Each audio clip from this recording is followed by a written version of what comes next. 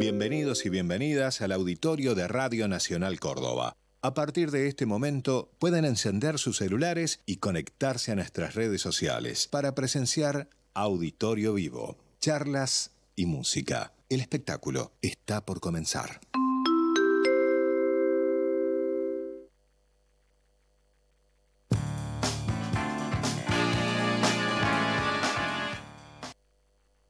Muy buenas noches, bienvenidos, bienvenidas a toda la audiencia de Radio Nacional Córdoba en este martes 30 de junio, último día de junio, ya son las 8 de la noche y estamos comenzando una nueva edición de Auditorio Vivo en este maravilloso espacio, este gigante que estamos despertando y aprovechando para conversar con referentes de la sociedad y la cultura cordobesa. Hoy tenemos un rosarino, pero lo hemos adoptado cordobés. Nació el 13 de agosto de 1996 y con 14 años debutó en Boca. Y hoy es defensor desde el 2016, defensor del Club Atlético Talleres. Te hemos adoptado ya en Córdoba. Juan Cruz Comar, bienvenido. Muchísimas gracias por estar aquí en Radio Nacional Córdoba. Bueno, buenas noches primero, muchas gracias. Un pequeño errorcito, a los 14 años me fui a vivir a Buenos Aires. Ah, ¿te fuiste a Boca Claro, a los 14? Debuté a los 18, si no hubiera sido un milagro, ¿no? A los 14 años, Tenés razón, en primera. Tenés razón. Pero excelente la presentación. Pero hiciste las inferiores en Boca. Saltaste de una de las canteras más importantes de fútbol argentino en Rosario. En Renato Cesarini. En Renato Cesarini. Sí. Y te fuiste a los 14 a Boca. Así es. Hiciste las inferiores en Boca. Hice las inferiores, después jugué 5 partidos en primera. Y ahí me vine a préstamo a Talleres al principio, 6 meses, sí. Con opción de compra del pase. Y bueno, Talleres hizo uso de la opción y bueno, desde 2016 que estoy acá. ¿Y por qué te viniste de Boca? Talleres en ese momento jugaba en el Nacional B. ¿Por qué te viniste de Boca a Córdoba, a Talleres? Bueno, en ese momento no estaba teniendo mucha continuidad, algo lógico también por los planteles que suele tener Boca y sus exigencias y bueno, las presiones que tienen también los dirigentes para armar equipos con muchos referentes y con muchos jugadores de experiencia. Entonces yo había tenido la posibilidad de jugar 5 partidos al principio de año y después hacía 6 meses que no jugaba, que estaba jugando en reserva. Y sentía que necesitaba salir, que necesitaba empezar a jugar, a sumar minutos, a sumar experiencia. Y bueno, tuve 3 opciones en ese momento. Una era Arsenal, otra Sarmiento y la otra Talleres.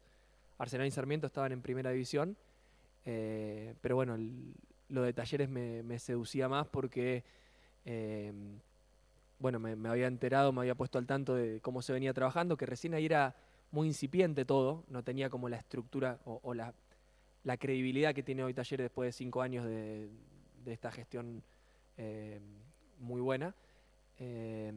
Pero bueno, me interioricé un poco y también el hecho de que se mostraran tan interesados en contar conmigo y con la posibilidad de que compren mi pase, me motivó a venir a Talleres. Bueno, Juan Cruz Comar, vos googleás y estás caracterizado como un tipo que rompe los moldes, uno de los pocos periodistas, uno de los pocos deportistas, futbolistas que habla y habla de muchas cosas. Así que estamos muy contentos de tenerte aquí. Invitamos a la audiencia que nos sigan por el Facebook de Radio Nacional Córdoba, por el Facebook también del auditorio de Radio Nacional Córdoba. Estamos saliendo a través del streaming y por la FM 100.1 hasta las 21 horas vamos a estar conversando con Juan Cruz Comar en esta nueva edición de Auditorio Vivo. Más allá de esta pequeña corrección futbolística, ¿qué más agregarías a esta presentación? ¿Quién es Juan Cruz Comar? Bueno, como vos decís, creo que no por algo especial en mí, pero sí por la particularidad de que no somos muchos los deportistas y especialmente los futbolistas en el país que nos expresamos sobre otras cuestiones, puede que llame la atención. Entonces creo que sin duda que eso es parte de mi referencia cuando me presentan. Y bueno, más por el hecho de que en el último tiempo también fundamos la fundación, valga la redundancia, Igualar. También creo que queda más marcado esa otra faceta que no es exclusivamente la deportiva. ¿En qué momento, tal vez allá en Rosario, cuando eras chiquito, tuviste como la claridad de que ibas a vivir del fútbol? Bueno, en realidad no la tuve nunca estando en Rosario. fue en Boca? Mira, te voy a contar sinceramente cómo fue todo. Yo estaba jugando en Renato, como dije, tenía 13 años y vino Boca, o varios dirigentes de Boca, a hacer pruebas, ¿no? Ujú. Seleccionaban jugadores y después uno se iba a probar los chicos que eran seleccionados se iban a probar a Buenos Aires. Y yo sinceramente estaba tan en otra que lo había sentido como que me citaran a probarme a Buenos Aires, no lo había sentido como una posibilidad concreta de irme a vivir a Buenos Aires y sumarme a la inferior de Boca, sino también por cómo me guió mi viejo en ese momento y cómo, Ujú. no sé si me la camufló o qué, pero me lo hizo vivir como, bueno, una experiencia. La Bien. posibilidad de ir ahí, de ver cómo entrenaban los planteles de AFA, bueno, sí, de AFA, cómo era estar en una pensión. Tuvimos la posibilidad de ver un partido de Boca contra Independiente, entonces, bueno, también a conocer la Bombonera. Y bueno, yo fui y jugué simplemente sin ningún tipo de presión y me fue muy bien y quedé. Y estuve un par de meses pensándolo en el verano, porque esto fue en diciembre y me tenía que incorporar a fines de enero. Ujú. Y, y decidí que no, porque yo era muy familiero en ese momento. Después cambié mucho, sinceramente me hice mucho más, no sé si ermitaño, pues soy muy sociable y estoy mucho tiempo con gente, pero sí más de tener mi espacio y vivir solo. Pero en ese momento era muy familiero. Tenés una familia grande. Sí, estaba mucho con mis hermanos, mis viejos me solucionaban todo, sinceramente, porque me llevaban a la escuela, me llevaban a entrenar, me llevaban a inglés, me llevaban si tenía que salir a bailar, me llevaban a todos lados. Eh, y bueno, en esa comodidad y en esa sorpresa de poder ir a jugar a la inferior de Boca, decidí esperar. Y bueno, ese año no me fui. Seguí viviendo un año más en Rosario y hice el primer año de la secundaria en Rosario. Y bueno, cuando empezó el segundo volví a hacer la prueba, que ahora que lo pienso fue un riesgo porque me podría haber ido mal y capaz que después no quedaba. Pero bueno, tenía como las referencias del año anterior y quedé y ahí sí me fui. Perdón, pero no Sí, te respondí. Y bueno, durante todo ese proceso, digamos, de los 14 hasta que debuté, 4 años. 4 años, hubo muchos vaivenes y momentos que no sabía si iba a jugar en primera y mucho menos si iba a vivir del fútbol. ¿Y dudaste en algún momento en volverte? Sí, muchas veces, especialmente el primer año, era, era muy triste cada vez que... Lo peor de todo era volver a Rosario. Como que yo tenía muchas ganas de volver y estar con mi familia y mis amigos, pero era muy, muy emotivo y muy triste el momento de volver a Buenos Aires. El domingo a la tardecita cuando tenía Sí. que tomarme el bondi y me volvía llorando todo el viaje. Y entonces ese primer año muchas veces tuve como el deseo de volverme. Después, el segundo año ya me adapté, formé como un grupo de amigos más profundo y después de ya estar conviviendo más Ujú. tiempo. Y después, y ahora mi recuerdo en la pensión es muy placentero, es con muchos recuerdos lindos, con muchas personas súper importantes para mi vida, porque es una etapa de formación no solo futbolística, sino también Humana. humana muy, muy importante. Entonces, ahora tengo los mejores recuerdos más allá de estas situaciones. ¿Y te acordás de alguien en particular? Sí, y de distintos, a ver, de compañeros que vivieron conmigo, de compañeros del club que no vivieron conmigo, pero estábamos en el mismo plantel, de muchos de celadores, así se le dice a los que están a cargo de los chicos de la pensión, y bueno, también de técnicos. Eh, Ahora uno por ahí lo romantiza con el tiempo, pero sinceramente fue gente que me guió y me ayudó un montón en ese camino. Te iba a preguntar, porque es algo de lo que vos hablás mucho. Hay muchísimos pibes en la Argentina y por suerte cada vez más pibas sueñan con ser jugador de fútbol o jugador de fútbol profesional. Pero la mayoría no llega, digamos. ¿Qué es lo que tiene que suceder? ¿Qué es lo que te permitió llegar a vos? ¿Y qué es lo que tiene que suceder para que los pibes y las pibas lleguen al fútbol profesional y tal vez a poder cumplir ese sueño de vivir de lo que les gusta? Bueno, es como decís, incluso en la pensión de Boca, donde supuestamente estaban los mejores, la gran mayoría no llega a primera y menos a vivir del fútbol. Entonces yo, algo que ahora lo veo desde el lado de que yo tuve la posibilidad de llegar, es que creo que tiene que haber una corrección en inferiores en el trabajo en las pensiones y también de los coordinadores y técnicos, para preparar a los chicos para la alternativa, porque lo cierto es que la gran mayoría, casi la totalidad de ellos no va a llegar a primera. Y no es para hacer mala onda ni querer transmitir frustración, pero es la realidad. Hay un colador muy grande para llegar a primera, que muchas veces hay un montón de cuestiones que, a ver, no hay una solución mágica que si uno hace ciertas cosas va a llegar a primera. Después hay azares y hay personas que te tocan en el camino, que a otros no. Hay situaciones muy cambiantes que determinan si un pibe llega o no a primera. Pero lo cierto es que la gran mayoría no lo hace. Yo siempre digo, y esto lo traduzco a lo social también, es que yo soy muy anti-meritócrata. Porque, y lo digo desde el lado de que yo llegué a primera, entonces yo podría ampararme en decir, bueno, pero yo me esforcé y me fui de Rosario y viví en la pensión y me sacrifiqué y entrené mucho y bueno, y me cuidé y no salí y me perdí cosas y por eso llegué a primera. Y no es así lineal, porque hay un montonazo de pibes que también lo hicieron y no tuvieron esa suerte. Entonces hay muchos azares también que determinan las posibilidades de los jugadores en el camino. Y yo creo que más allá de un cierto esfuerzo que hice, también tuve muchas fortunas en el camino para que me permitieran llegar. Fortuna y, como vos decís, también muchas cosas resueltas. Una familia que te acompañó, que te bancó, que, digamos, vos tenías la posibilidad de estudiar, digamos, otras cosas resueltas. Sí, sin duda. Y bueno, ese acompañamiento, la posibilidad de que ellos me pudieran venir a visitar, de que me paguen el pasaje para que yo vaya a Rosario. ¿No? Un montón de chicos, yo tenía compañeros, no sé, de Jujuy, de Catamarca, que a la familia la veían una vez al año.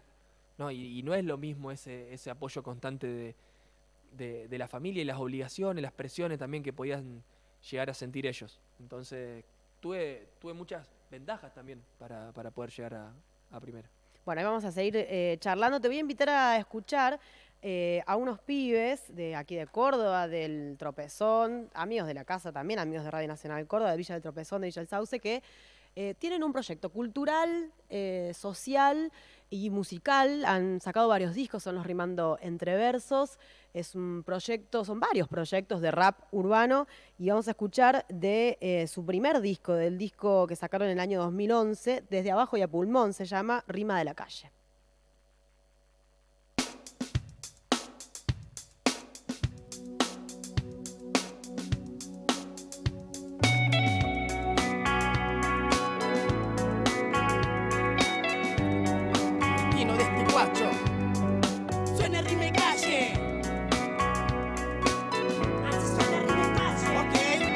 Mi vida solo y triste me la paso pensando y no sabes cuánto te extraño. Ahora yo me encuentro con este sentimiento que llevo dentro, que no puedo desahogar, sabe que no está, esa es la realidad. Te busco por la vida, yo quiero encontrarte, que todo sea como antes.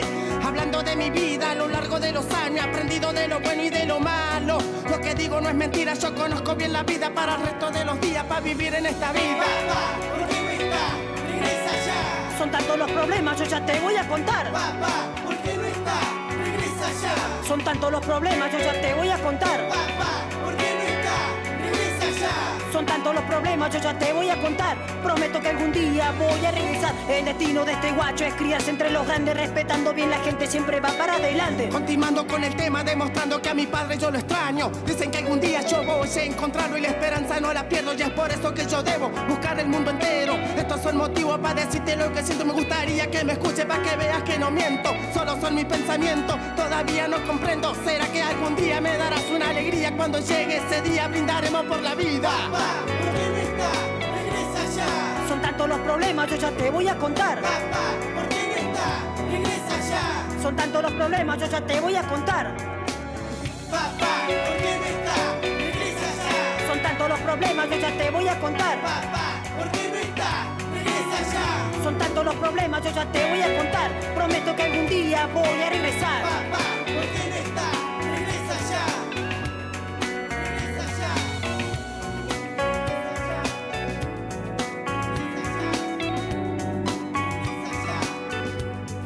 Así es Rima de Calle, gente.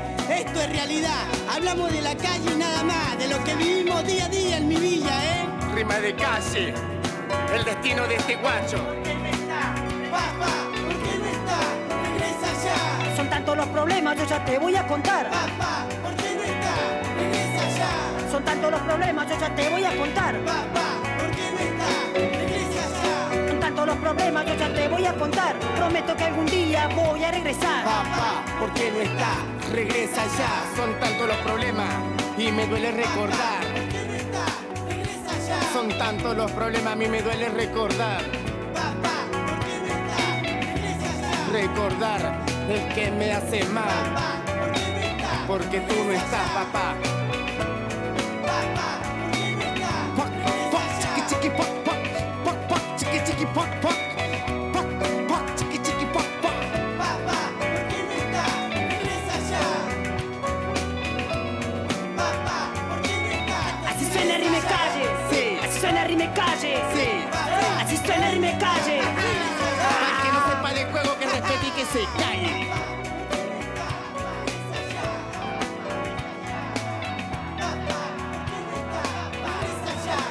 Yo te extraño, te extraño. Papá, ¿por qué no está? Te extraño. Te quiero, papá. Te extraño. Volvé, guacho. Te extraño.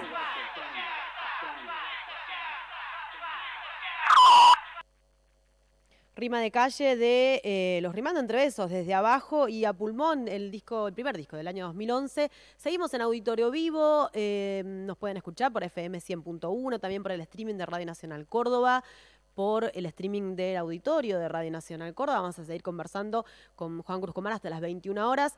Aprovechamos para recomendarles que se queden en sus casas, que se laven las manos con agua y jabón frecuentemente, que cuando estornuden o tosan, lo hagan en el pliegue del codo. También recuerden limpiar los elementos de uso diario. Traten de no tomar mate, no compartir. Tomen mate, pero no compartan el mate, los cubiertos, los vasos, ni las tazas. Y ventilen, desinfecten los lugares donde están. Tomemos estas precauciones para cuidarnos y para que pronto podamos salir de esta pandemia. ¿Cómo te ha ido en el aislamiento obligatorio? ¿Estuviste en Rosario pasando el aislamiento? ¿Te agarró allá? Sí, estuve casi toda la cuarentena en Rosario, vine hace 3-4 semanas. Y bueno, en mi caso, más allá de toda esta situación crítica que generó la pandemia, no dejé de verle el vaso medio lleno y siguiendo con lo que estuvimos hablando, aproveché para estar con mi familia después de mucho tiempo. Una circunstancia única, porque bueno, yo me fui hace 9 años de mi casa. Y cuando volvía era algún fin de semana, 2-3 días, y por ahí no sé, mi hermano juega en la reserva de Patronato, entonces también vivía en Paraná, entonces a veces no coincidíamos, y mis hermanas tenían sus partidos de vóley, y mi viejo también es coordinador en Rosario Central, entonces también estaba de un lado para otro, y no podíamos por ahí tener ese tiempo familiar que bueno, no se recupera más el que no estuve, pero era simbólicamente importante para mí. Uh-huh. Y bueno, estuvimos ahora 70 días juntos, volviendo a convivir, todos más grandes, todos más maduros y desde otro lugar. Y bueno, para mí fue realmente muy lindo, más allá de que la razón es una circunstancia muy, muy crítica y muy triste, yo pude aprovechar eso para volver a estar con mi familia. Uh-huh. Hablábamos antes de la fundación que presentaste hace poquito y estuviste incluso a través de la fundación laburando también, acercando ayuda a algunos sectores. ¿Cómo estuvieron trabajando durante el aislamiento? Bueno, yo por mi parte en Rosario me sumé a La Poderosa, la organización nacional que bueno tiene alcance en todo el país. Al no poder estar dando una mano acá, bueno, mis compañeros y mis compañeras de la fundación siguieron con las movidas, pero en el tiempo que no estuve di una mano en Rosario, y cuando llegué me puse al corriente y a sumar a las campañas que ya se habían largado.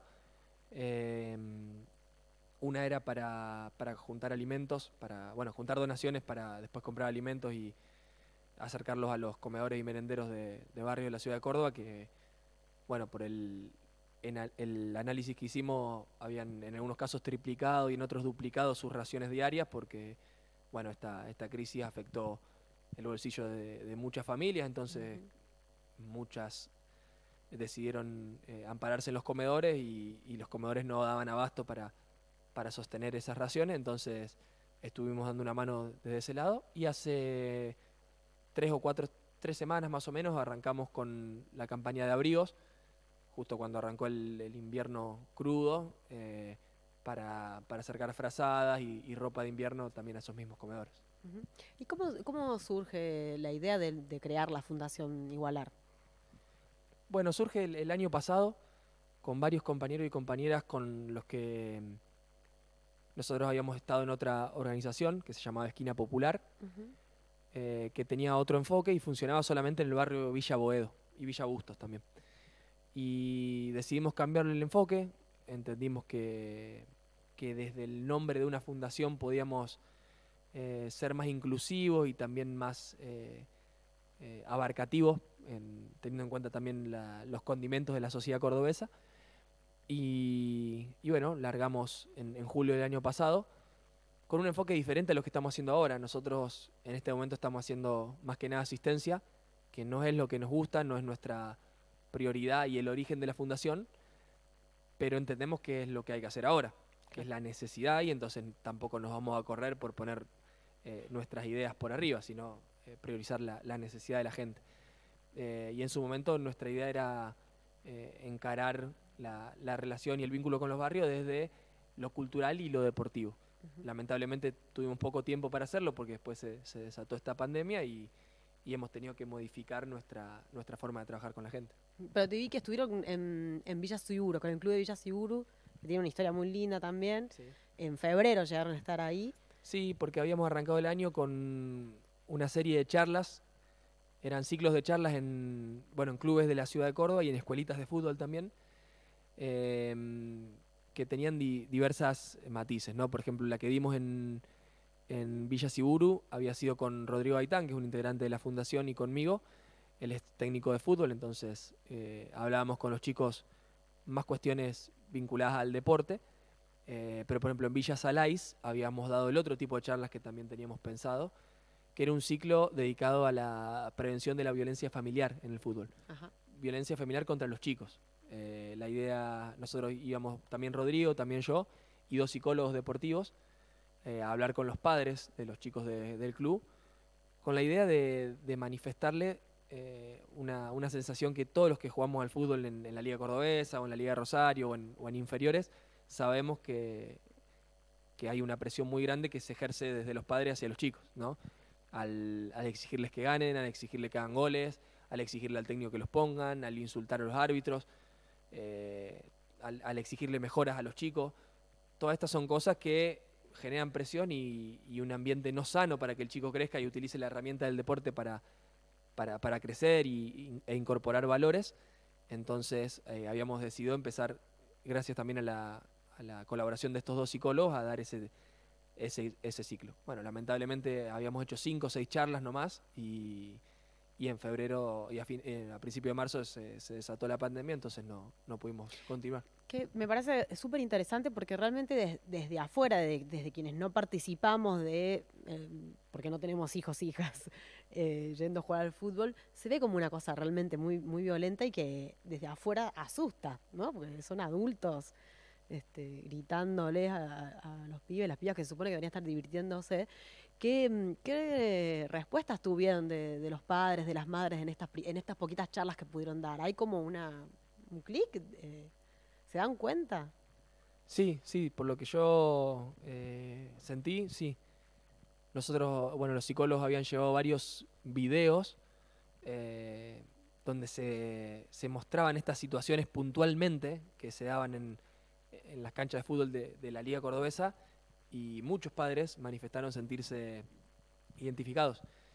Y creo que ese es un primer paso, el reconocimiento. No digo que por esa charla automáticamente van a cambiar, a modificar su comportamiento, pero sí que reconocerlo e identificarlo como algo erróneo y que no le suma nada y que no es sano para su hijo o hija, sin duda que es un primer paso y esa era la búsqueda que nosotros teníamos, ese cuestionamiento de lo que probablemente los padres no lo hacían en búsqueda del detrimento de su hijo, pero inconscientemente lo estaban haciendo. Es súper interesante. ¿De dónde te viene esta inquietud social o esta inquietud política, esta movilización a hacer cosas por fuera del fútbol? Esto que decíamos antes, que es un poco de bicho raro en el deporte, digamos, y en el fútbol en particular. Bueno, me viene desde chico, un poco por la familia, por mis viejos, por mis amigos de la secundaria y por la gente que me fui cruzando en el camino. Y después también un poco propio, creo. Yo soy muy existencialista y bueno, entiendo que la vida es una sola y lo que me gusta a mí es o sea, yo sé que no voy a poder cambiar la vida de mucha gente, pero aunque sea cambiar la vida de un poco, de algunas personas, para mí es suficiente y es lo que apunto en mi vida, ¿no? De trascender, de generar un cambio, de modificar algo en esta sociedad tan injusta en la que considero que vivimos. Y aprovecho también la herramienta que tengo de que soy una figura pública, de que por una cuestión que es ajena a mí, el fútbol es muy importante en nuestro país y lo que opinamos o decimos o las acciones que ejercemos los deportistas son súper importantes para la gente. Entonces asumo ese rol, asumo esa figura que soy y busco desde ahí generar un cambio. Vos sabés que ya te voy a preguntar en el próximo bloque, lo vamos a charlar, es algo que ya te han preguntado varias veces, pero este fin de semana fue el Día Internacional del Orgullo y hubo varios clubes de la Argentina, Boca, River, también Talleres y Belgrano, que expresaron, celebraron el Día del Orgullo, celebraron la diversidad, la igualdad, con algún mensaje en las redes sociales. Entonces yo había visto lo de Boca, había visto lo de River, porque me habían comentado, entonces fui a buscar a ver qué había dicho Talleres. Bueno, y efectivamente Talleres hizo una manifestación de celebración de la igualdad y la inclusión en el Día del Orgullo, y había varios comentarios. ¿Haces eso de ver los comentarios de la gente? A veces sí, a veces no. Más de lo que me pasan, porque también creo que las redes sociales a veces son una selva de la que uno no puede salir, y que a veces responden a lo que pasa en la sociedad y a veces no. A veces no son un termómetro confiable de lo que pasa en la calle, entonces tampoco pierdo demasiado tiempo, pero sin duda que estuve al tanto de esto. Bueno, había varios que decían, Comar, solté el Twitter. Eso sí, lo vi. Me lo pasaron, sí. Comar, solté el Twitter. ¿Te han cuestionado? ¿Te has generado problemas con la hinchada, con el cuerpo técnico, con el club, esto de no tener pelos en la lengua y decir lo que pensás? No me ha generado mayores problemas. Sí, algunas recomendaciones que siempre las he sentido como con buena onda, de gente que se preocupa porque ve que por expresarme a veces me insultan o a la gente no le gusta, y en búsqueda de que no me pase más eso, me han recomendado que lo haga menos. Pero nadie me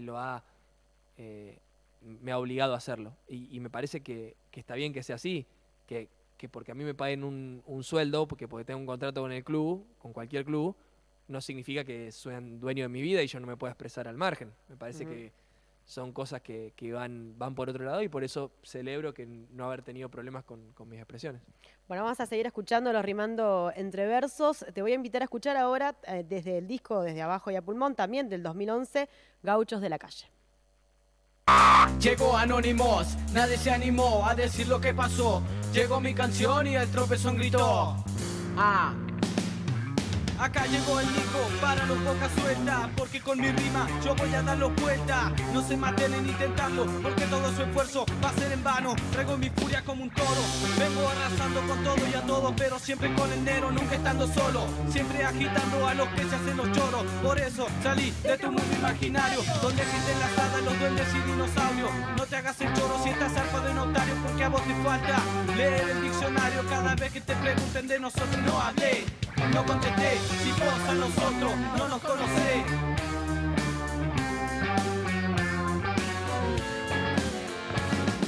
Llegó Anónimos, nadie se animó a decir lo que pasó. Llegó mi canción y el tropezón gritó. Llegó Anónimos, nadie se animó a decir lo que pasó. Llegó mi canción y el profesor gritó. Anónimos tiene estilo propio, no le importa lo que hablen los otros.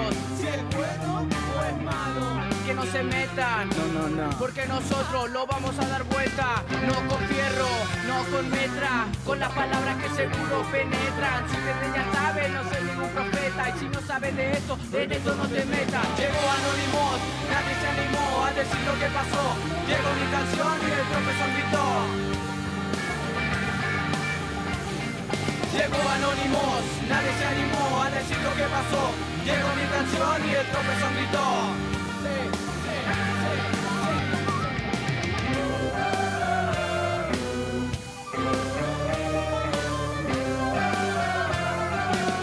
Rap, rap, de mi barrio viene el rap.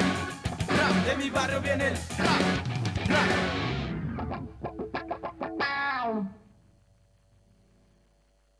Estábamos escuchando Guachos de la Calle del álbum Desde Abajo y a Pulmón de Los Rimando Entre Versos. Vamos a seguir charlando con Juan Cruz Comar, pero antes les vamos a recordar que el viernes, los sábados, los domingos y los feriados están habilitadas las reuniones familiares, pueden juntarse con sus familias. Recuerden que con un máximo de 10 personas, recuerden que no están habilitadas y permitidas, por lo menos por ahora, veremos qué es lo que dice el COE mañana, pero por ahora no están permitidas las reuniones entre amigos, las reuniones sociales.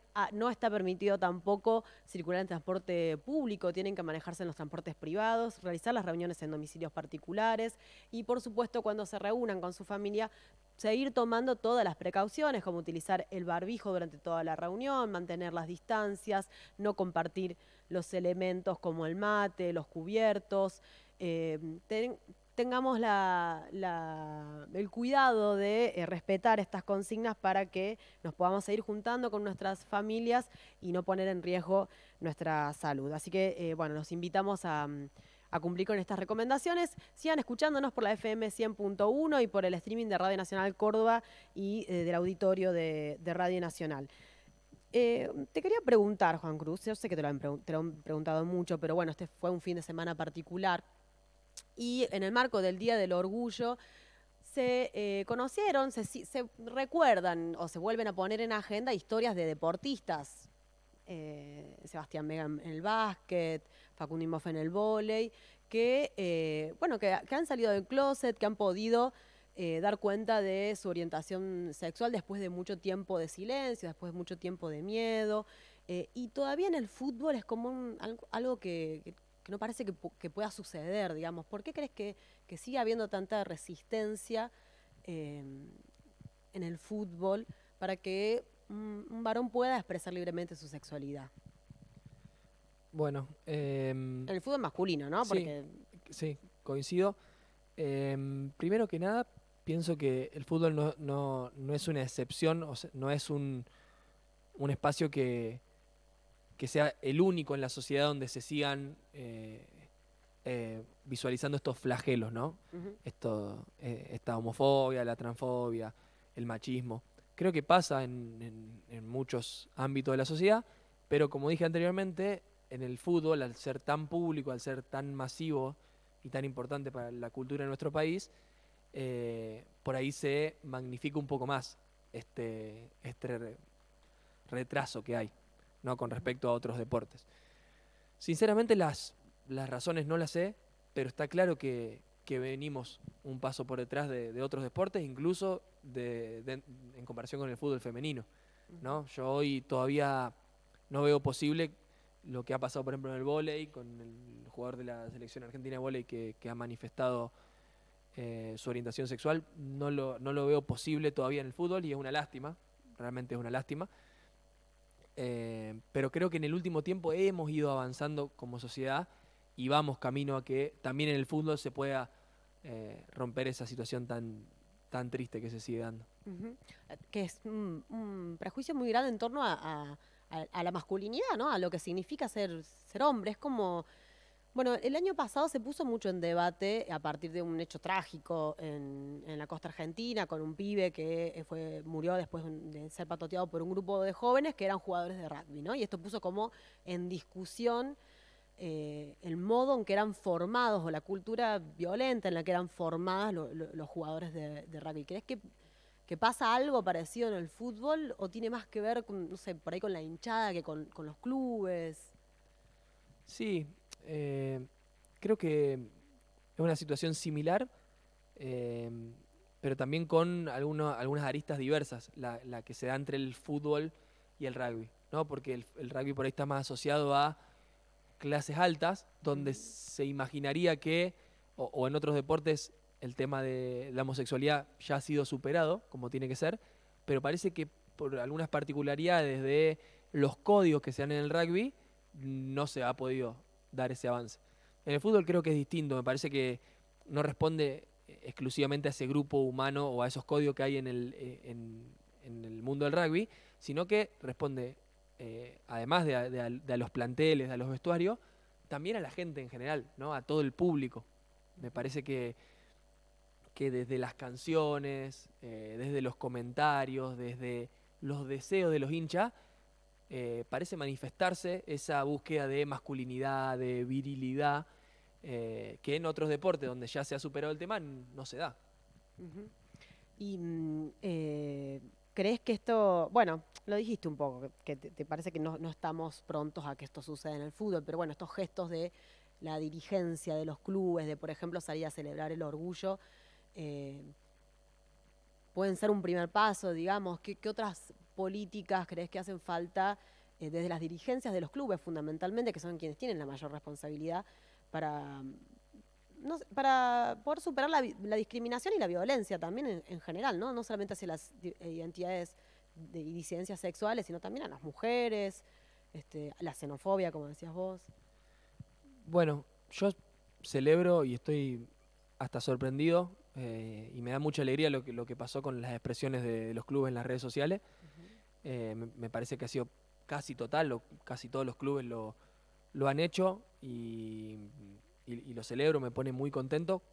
Sé, y también lo he hablado con personas de la comunidad que en algunos casos manifiestan que no es suficiente, y yo creo que la opinión que más vale es la de ellos, pero por otro lado, creo que es un primer paso, porque hace un par de años no se daba eso. Y este primer reconocimiento desde los clubes, que son entidades tan importantes para nuestra sociedad y con la que los hinchas se identifican, realmente creo que es súper valorable.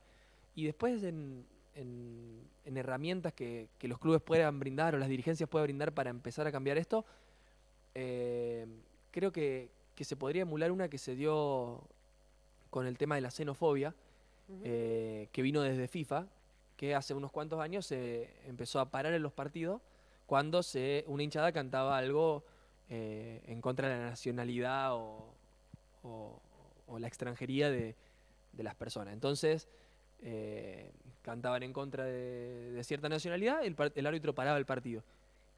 Y bueno, lo pararon una vez, 2 veces, 3 veces, hasta que la gente se dio cuenta que no podía cantar más eso.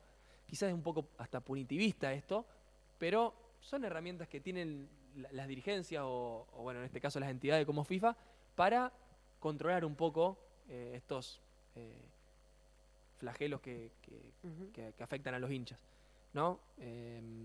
Y ya en el último tiempo directamente la gente ni lo canta. No sé si no lo canta porque no quiere que le paren el partido o no lo canta porque ha entendido que eso está mal. Sinceramente no lo sé. Lo importante es que ya se ha dejado de cantar.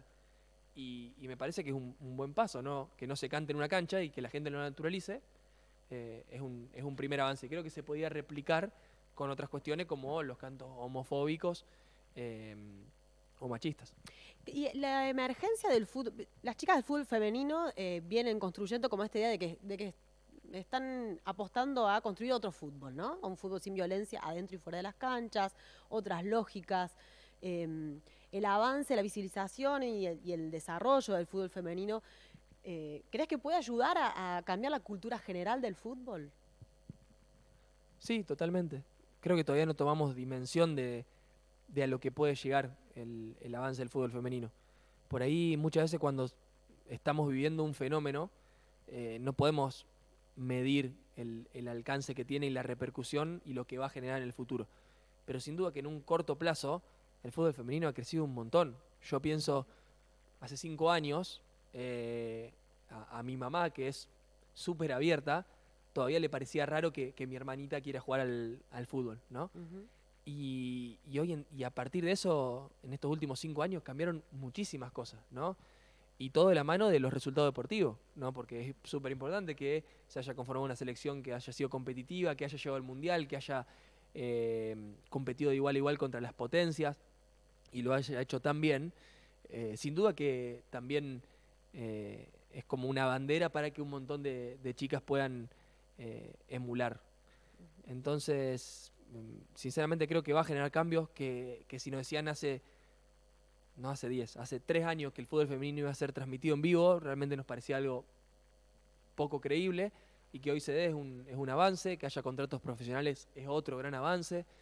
Entonces, creo que obviamente los cambios se van a ir dando paulatinamente, porque también las dirigencias muchas veces son conservadoras o son lentas para adecuarse a estos cambios, pero creo que la insistencia y el empuje que le están dando las mujeres en el fútbol, sin duda que va a dar sus réditos. Si fueras dirigente de un club, no te digo Talleres, dirigente de un club del interior, de alguna de las provincias del interior, de Córdoba, de Santa Fe, donde vos quieras, y tuvieras el desafío de desarrollar el fútbol femenino en tu club, ¿cuáles serían las 2 o 3 medidas que tomarías? ¿Medidas con respecto a qué? De las 2 o 3 decisiones que tomarías en el club para alentar el desarrollo del fútbol femenino. Bueno, la primera, y una de las que yo siempre no dejo de sorprenderme que siguen pasando acá en Córdoba, es darle las mismas posibilidades de entrenadores, de vestuario, de canchas, que al fútbol masculino, ¿no? Es algo que siempre me alarma y que cada vez, bueno, tengo amigas en Talleres, en Belgrano, que juegan en la primera local, y me manifiestan situaciones que realmente me parecen incomprensibles, porque juegan en la primera del fútbol de Córdoba, no es que es amateur. Y creo que garantizaría eso, ¿no? Que tengan las mismas canchas que tiene el fútbol masculino, que tengan su propia ropa, que tengan su fixture, que no dependan de lo masculino como sigue pasando en la liga. Bueno, creo que esas primeras banderas igualitarias podrían fomentar que muchas chicas se sumen. Y el desarrollo de las inferiores, ¿no? Es como... Sí, también. Bueno, recién contabas que tu hermana quiso jugar al fútbol de chiquita y terminó jugando al vóley porque no había dónde jugar. Claro. A mi hermana le gustaba más el fútbol que el vóley. Pero en Rosario en ese momento había 2 clubes nomás que tenían fútbol femenino. Y lo cierto es que la competencia era casi nula. Era jugar siempre entre ellas y hacer algún encuentro con el otro equipo 2 veces al año. Y después iba a jugar al vóley y había 3 categorías con 20 equipos en cada categoría, jugando todos los fines de semana, torneos en las ciudades aledañas a Rosario, muchas posibilidades de competencia y de participación, que es lo más importante, ¿no? Porque más que la competencia es la posibilidad de practicar un deporte y sentirse parte. Y en el fútbol femenino no tenía esa posibilidad. Entonces, también creo que incentivar eso sería clave. Y va de la mano con esto de ceder la misma cantidad de entrenadores, la misma cantidad de canchas, los espacios, la ropa. Claro, garantizar la infraestructura. Totalmente, sí. Bueno, te invito a seguir escuchando a los Rimando Entre Versos para que sigamos charlando. Vamos a escuchar ahora de Pura Realidad. De Pura Realidad es el disco que grabaron en el 2015, lo presentaron con la película documental Guachos de la Calle, Memorias del Desarraigo, y vamos a escuchar el tema que le dio nombre al disco.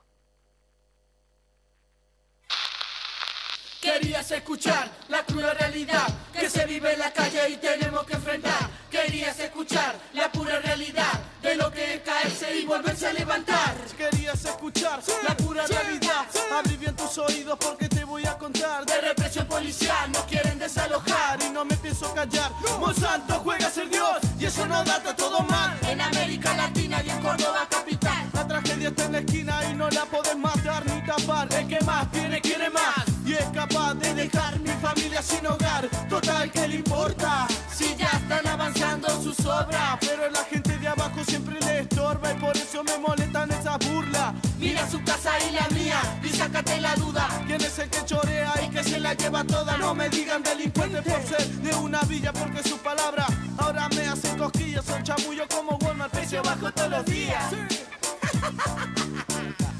Suena, rimando entre versos. Ahí te va. Hablando de la pura realidad de mi cabeza empieza a carburar. ¿Qué te puedo hoy contar? De que a la mañana hay que salir a laburar y de nuevo enfrentar. De que te discriminen y muchos te miren mal. No sé si acabará, pero tengo bien claro que mañana hay que marchar. La bandera preparada para justicia reclamar. Que no desaparezca nadie más en democracia. Esta es nuestra lucha y hay que darle con constancia, generando más conciencia que la música no mata. La música te cuenta lo que muchos a veces tapan. La realidad da que hablar. Más para aquellos que la tienen que pelear. Hoy decimos nunca más por los desaparecidos En dictadura militar. Lo vamos a recordar con pura alegría marchando por la ciudad. O capaz que acampar como lo hacen en Malvinas. La gente que está cansada que envenenen su comida. Contamina la tierra y acaba con la vida. Como el humo de los autos que en el mundo se respira. Dejando las secuelas, cicatrices a tu familia. Me quieren sacar de donde me crié. Sé que un día me iré, Pero primero reiré. en una cacho con alegría mi mensaje dejaré. Haciendo mil poesías, rima para la gente que no sigue aguantando. La verdad voy arrastrando, para no irme de mambo trato de evitar lo malo. Cuando ando está todo jodido y no podemos negarlo. Tampoco esquivarlo, olvidarlo ni a palo. Vivirlo y contarlo, Eso es lo que hago. abrirle la puerta. del arte para hacer lo que me gusta mientras digo mi mensaje. Con música y realidad se crea otro pasaje diferente. Aumenta la gana de seguir rimándote con la pura en el frente. Con la pura en el frente.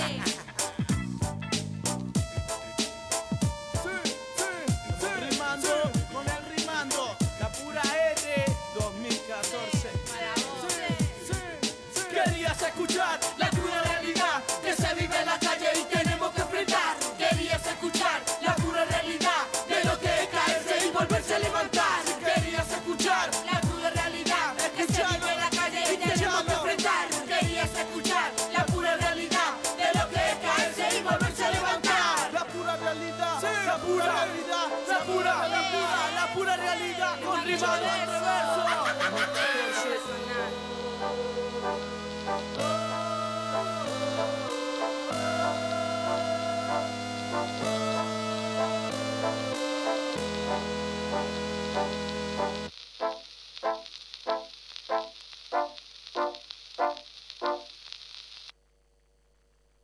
Pura realidad, los rimando entre versos en esta nueva edición de Auditorio Vivo, que ya se va terminando, nos quedan poquitos minutos. Me quedó una sola pregunta vinculada a estos temas que por ahí son un poco tabú, pero que vos decís que se discuten bastante en los vestuarios. Y hiciste mención en algunas entrevistas de cuando fue el debate histórico en el Congreso de la Nación en 2018 respecto a la legalización del aborto, era uno de los temas que se discutían también en los vestuarios, pese a lo que uno piensa o el prejuicio que uno tiene de que en los vestuarios no se discuten estas cosas. ¿Tenés una posición tomada en relación a la legalización del aborto? Sí, estoy a favor de la interrupción voluntaria del embarazo, como hay que decirle. Y es como decís, lo hemos hablado mucho en el vestuario. Es verdad que hay muchas cosas que no se charlan porque vivimos de alguna forma en una burbuja, ¿no? Estamos con otra realidad en el ambiente del fútbol.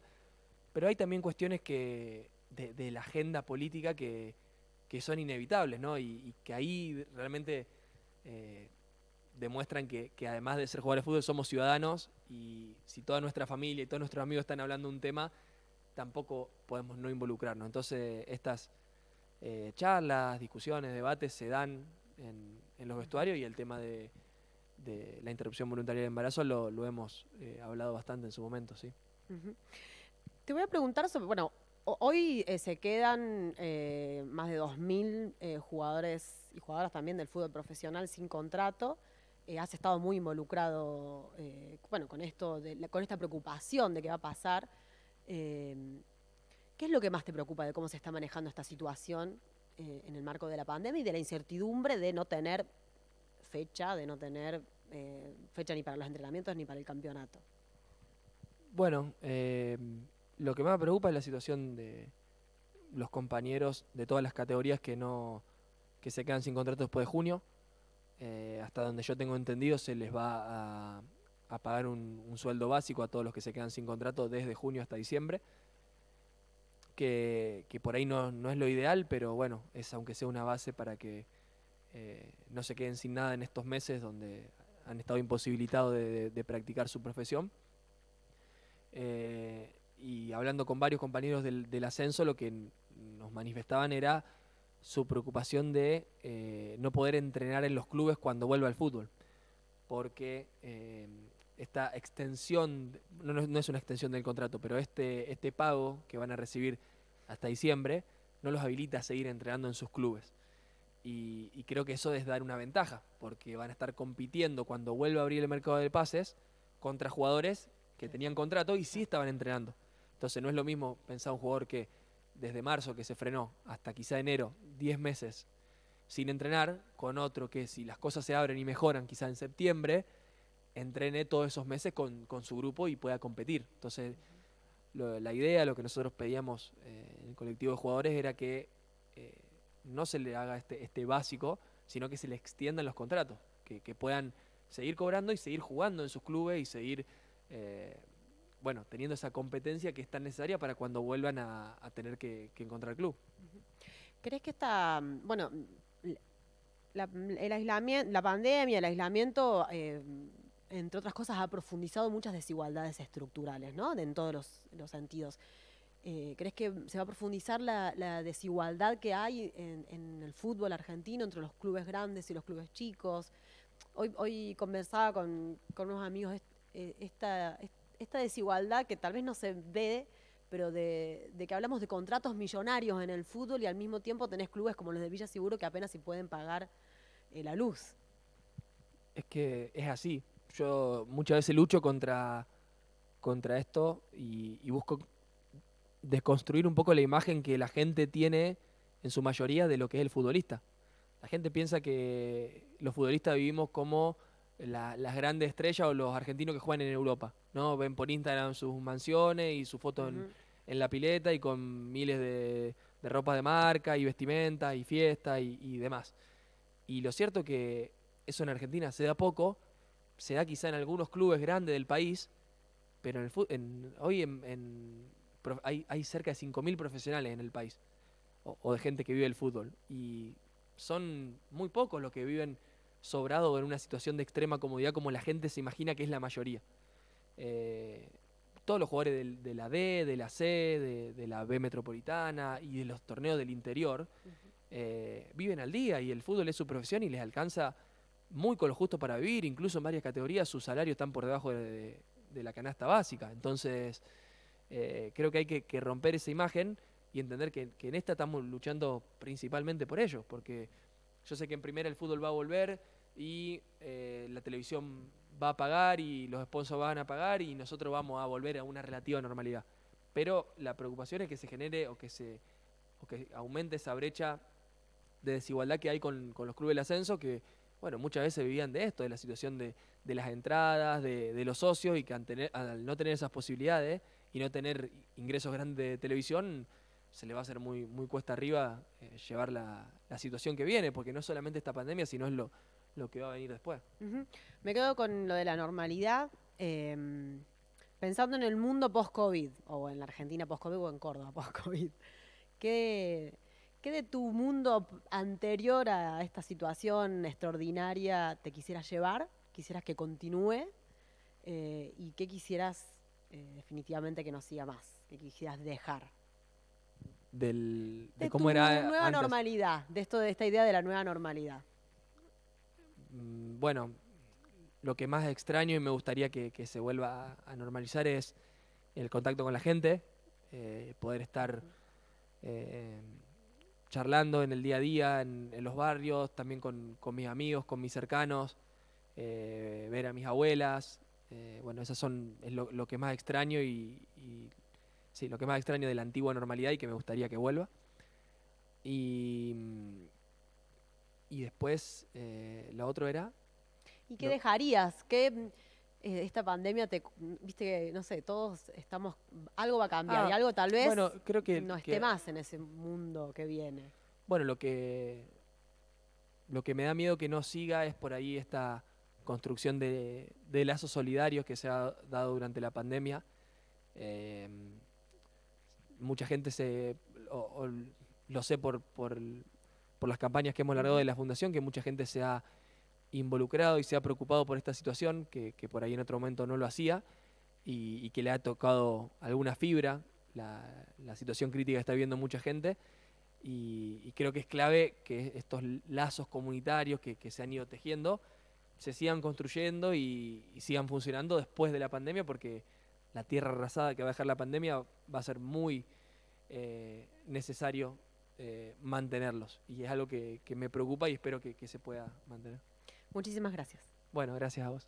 Juan Cruz Comar estuvo en esta nueva edición de Auditorio Vivo que hicieron posible además Irupé Brito y Gustavo Seriani en la producción, en la técnica y en la puesta al aire, Alejandro Tisera, Walter de la Torre y Germán Hidalgo. Hacemos Auditorio Vivo todas las semanas, de lunes a viernes, de 20 a 21.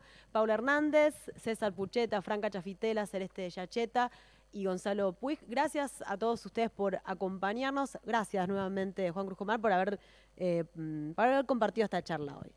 Bueno, gracias a vos, gracias por la invitación y también por la charla, que ha sido muy amena e interesante. Gracias.